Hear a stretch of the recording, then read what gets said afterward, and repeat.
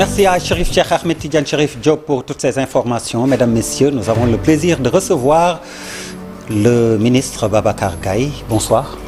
Bonsoir Ablaye. Vous êtes également ancien député et vous avez pris part au dialogue national qui s'est terminé tout à l'heure au centre de conférence internationale Abdou Diouf à Diamniadio, deuxième jour des concertations lancées hier par le président de la République, le chef de l'État Macky Sall. Alors des propositions, la commission dirigée par le ministre de l'Intérieur Sidiki Kaba qui travaillait sur la date propose le 2 juin prochain pour la tenue de l'élection présidentielle qui était initialement fixée au 25 février dernier. L'autre commission, conduite par le ministre des Affaires étrangères, Ismaïla Madior Fall, assurant l'intérim du ministre de la Justice, Madame Aïssata Tall Sall, absente du territoire national, s'est penchée sur la poursuite du processus électoral et également la transition du 2 avril. On va parler de tout cela. Il y a eu d'autres propositions, comme le maintien des candidats validés et aussi le réexamen, je vais dire, des recalés ou les 10 spoliés, comme ils aiment se faire appeler. Déjà, vous y étiez à quel titre à ce dialogue, vous, Babacar Gaye? Oui, merci de m'avoir invité. Bonsoir, chers téléspectateurs de la TFM. J'étais invité par Monsieur le Président de la République à ce dialogue en ma qualité de leader du mouvement Manko Mouch. Le mouvement Manko Mouch, c'est le mouvement pour l'unité, la cohésion et le civisme. Et naturellement, comme on s'agite aujourd'hui dans le domaine de la démocratie, de la paix, de l'unité nationale, du civisme, il était de bon aloi que l'on soit présent à ces assises. J'ai donné des informations comme les propositions qui ont été retenues. Est-ce qu'il y a d'autres propositions qui ont été faites à côté? Et sinon, quelles ont été également les difficultés pour arriver à ces propositions? Même si certains ont trouvé que vous avez travaillé assez rapidement.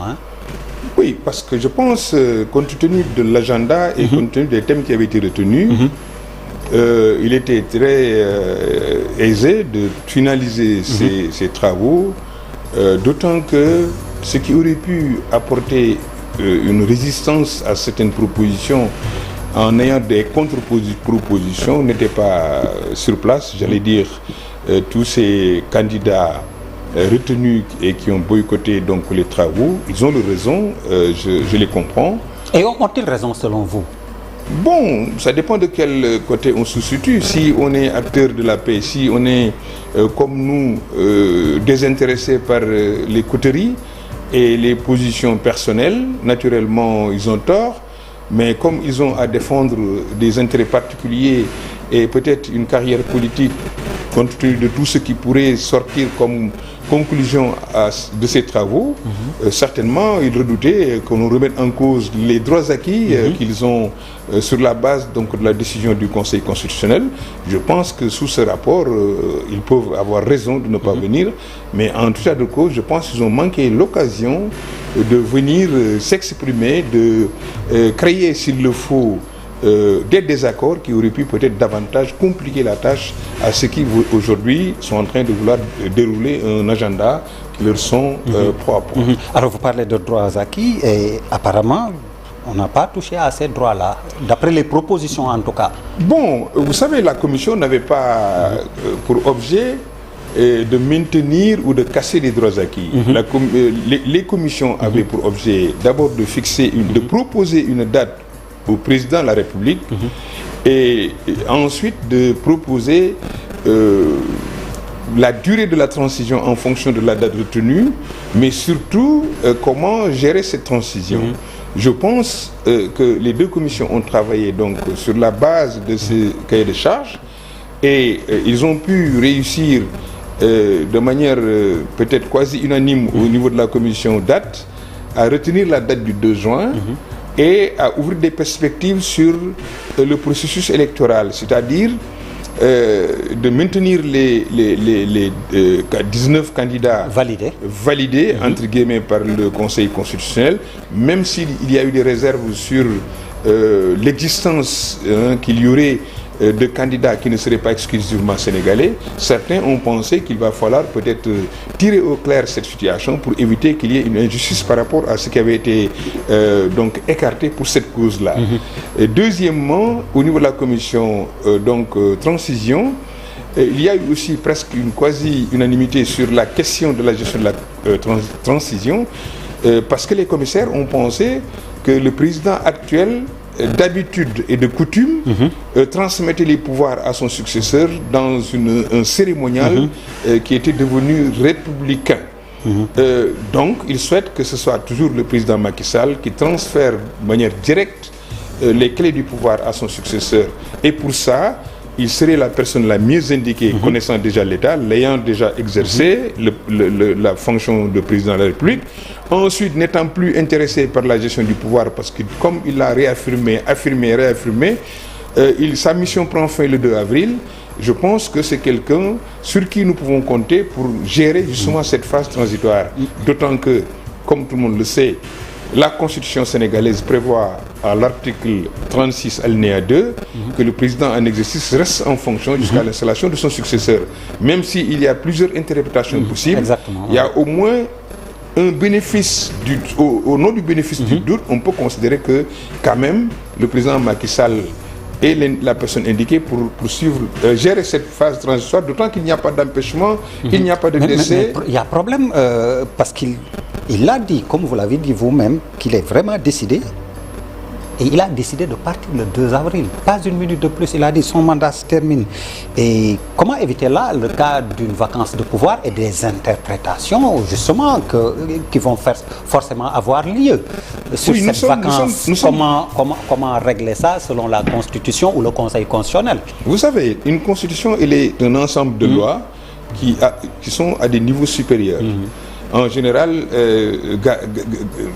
dont le gardien est principalement le Conseil constitutionnel. C'est la volonté populaire, c'est la volonté de notre souveraineté qui s'exprime à travers ces lois. Si les Sénégalais, dans leur majorité, estiment du moins que les lois actuelles ne sont pas conformes pour gérer la situation du jour, à mon avis, on ne peut pas leur reprocher de vouloir faire des propositions dans le sens de les améliorer ou de les modifier le cas échéant. Et pour ça, il y a plusieurs mécanismes. Le Conseil constitutionnel a des pouvoirs qui sont limitativement fixés par la loi. Malgré tout ça, le Conseil constitutionnel a pris des décisions qui n'étaient pas de ses compétences. C'est mon avis personnel. Mais je leur reproche ça parce qu'ils étaient devant une situation inédite où il fallait décider pour faire sortir le Sénégal d'une situation compliquée. Dans la même veine, dans la même manière, avec les mêmes procédés, à mon avis, le Conseil constitutionnel devrait pouvoir accompagner les acteurs du dialogue à trouver les meilleures solutions possibles. Et s'il faut modifier la loi, l'Assemblée nationale devrait être saisie justement pour faciliter la mise en œuvre de toutes les conclusions issues de ces assises. Alors comment rendre aussi tout ce que vous venez de faire comme proposition, rendre légal ces propositions? Si on sait qu'on a beaucoup dit que les décisions du Conseil constitutionnel ne sont pas susceptibles de recours, on ne peut pas revenir en arrière. Mais comme par exemple le cas des spoliés, éventuellement, on va réouvrir le dossier, le cas de Karim Wade, comment cela va se passer? Les 2 ou 3 cas de suspicion, comme vous avez dit, de double nationalité parmi les validés. Tout ça, comment faire pour... Certes, on ne peut pas remettre en cause la décision du Conseil constitutionnel. On ne peut pas faire de recours contre une décision du Conseil constitutionnel. Par contre, le Conseil constitutionnel lui-même peut revenir et retoquer sa propre décision parce qu'il l'a déjà fait. C'est déjugé, quoi. Et non, pour moi, c'est pas se déjuger, c'est plus tenir compte de faits nouveaux sur lesquels le Conseil constitutionnel peut se fonder pour offrir aux Sénégalais, j'allais dire, une meilleure décision, une décision qui est conforme avec leur volonté.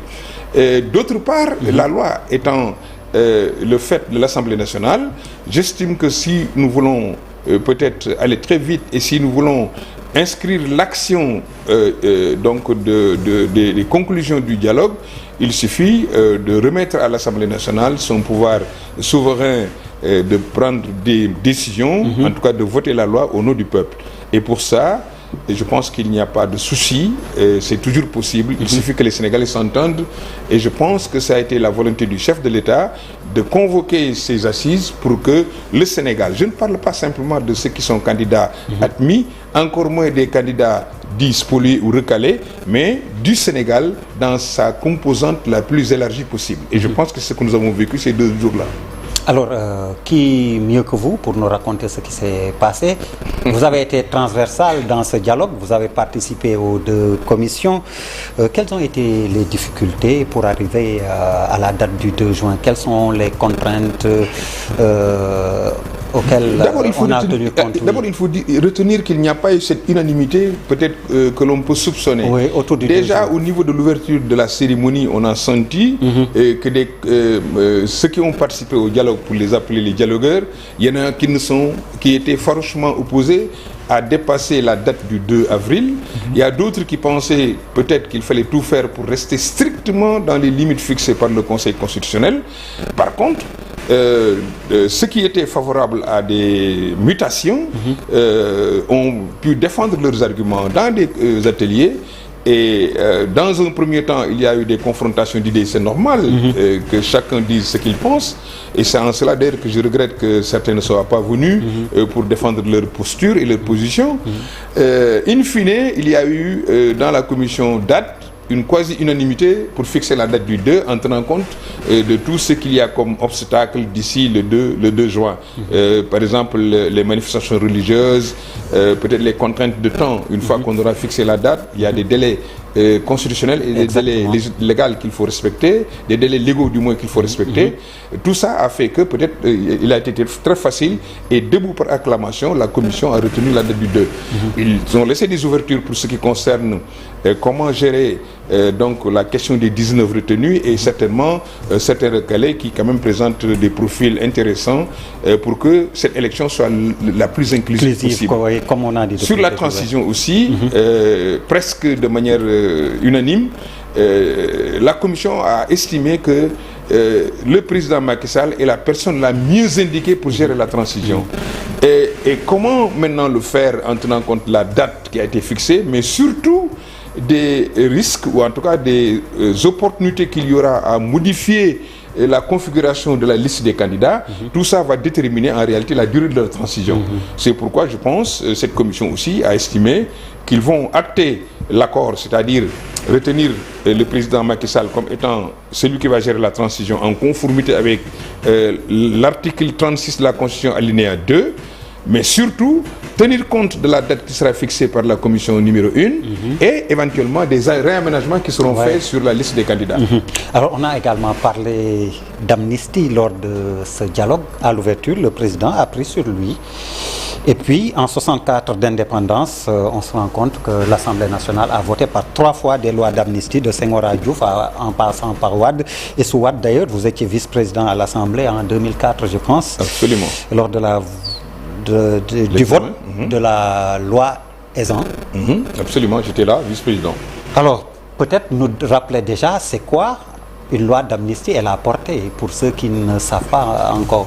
Oui, effectivement, le président Macky Sall a estimé lors de cette rencontre, lors de la cérémonie d'ouverture donc, de ce dialogue national, faire part de sa volonté d'aller vers le pardon, la réconciliation. Et pour cela, il estime qu'il faut une loi d'amnistie. C'est son droit, ce sont ses prérogatives constitutionnelles, mais il appartient à l'Assemblée nationale d'en décider. Ça aussi, il faut que cela soit clair. C'est pourquoi d'ailleurs l'amnistie ne peut procéder que par la loi. On ne peut pas amnistier autrement que par un vote à l'Assemblée nationale. C'est le Parlement qui en est légataire. Ensuite, cette loi d'amnistie ou la loi qui serait votée et qui aurait pour objet l'amnistie de certains faits est un acte parlementaire, donc comme je viens de le dire, qui a pour vocation à anéantir les faits constitutifs de délits ou de crimes antérieurement commis et qui n'ont pas fait l'objet de poursuites, c'est selon, ou qui ont fini de faire l'objet d'une condamnation. Dans les 2 cas, la loi d'amnistie va s'appliquer. Et pour cela, il faut un vote simple des députés à l'Assemblée nationale pour justement permettre donc, à ceux qui bénéficient des lois d'amnistie, forcément il y a des bénéficiaires. Exactement, ce sont des faits, mais avec des bénéficiaires, tout à fait. comme vous dites, oui. Les faits sont toujours commis par des personnes. Exactement. Et ceux-là pourraient voir leur casier judiciaire totalement blanchi si cela ne tient qu'au fait qui leur avait été reproché. La répétition est pédagogique, donc contrairement à ce que certains croient, parce que j'en ai entendu dire que on peut bel et bien amnistier des faits qui ne sont pas encore jugés. Absolument. Et est-ce qu'une loi d'amnistie peut tout effacer? A-t-elle des limites quand même? Oui. D'abord, ça dépend plus de l'éthique que de faits, que de, j'allais dire, de légitimation légale. Par exemple, en France, l'amnistie est prévue dans le code pénal, je pense que c'est l'article 139 si je ne m'abuse. Or, au Sénégal, le code pénal ne prévoit pas l'amnistie, même si il fait référence à l'amnistie, je pense à l'article 268 et à l'article 273. Ici au Sénégal, pour ce qui concerne notre cas, l'amnistie peut concerner tout délit et tout crime. Il n'y a pas de limite légale pour prendre une loi d'amnistie. Par contre, il y a des lois d'amnistie elles-mêmes qui créent des limites à leur objet. Oui, par exemple, l'objet est porté. Merci. Dans la loi, on peut dire ne peuvent être amnistiés, même si on circonscrit les faits dans une période, comme on a voulu le dire, de 2021 à 2024, oui. On peut, dans la même loi d'amnistie, dire que tous les faits ayant pour conséquence mort d'homme peuvent ne pas être amnistiés. Tous les faits ayant pour conséquence, j'allais dire, ou bien comme cause, par exemple un harcèlement sexuel, un viol, tout ça on peut le mettre dans la loi. C'est ça que j'appelle des limites légales. Par contre, moi je pense que à l'heure actuelle, c'est vrai que c'est le président de la République qui en décide. Personnellement, j'ai des réserves comme peut-être des Sénégalais. Oui, c'est ce que je voulais vous demander. Êtes-vous d'accord avec cette loi d'amnistie? Si on sait qu'il y a des familles qui sont encore endeuillées, qui réclament justice, est-ce qu'il ne fallait pas d'abord situer les responsabilités, aller au jugement s'il le faut, et ensuite parler de pardon et de réconciliation, comme on a vu en Afrique du Sud, même si ce n'est pas dans les mêmes proportions? Oui, par principe, moi je suis pour que l'on se réconcilie. D'ailleurs, c'est ça l'essence même de la création de ce mouvement Manko Mucci. Mucci, c'est unité, concorde et civisme. Donc, comment faire pour que le Sénégal se retrouve autour de l'essentiel? Pour moi, c'est un credo. Donc, je ne peux pas être contre une loi d'amnistie. Par contre, j'ai des réserves par rapport à la méthode, la méthodologie. J'ai aussi des réserves par rapport au momentum. J'aurais préféré, d'abord, dans le cadre d'un dialogue, comme celui que nous venons de terminer, avoir une commission vérité, réconciliation. Parce qu'il faut quand même que ceux qui ont commis peut-être des erreurs puissent se repentir. Il faut que la société puisse sentir que ceux-là sont capables de repentir et ces gens-là sont capables de demander pardon.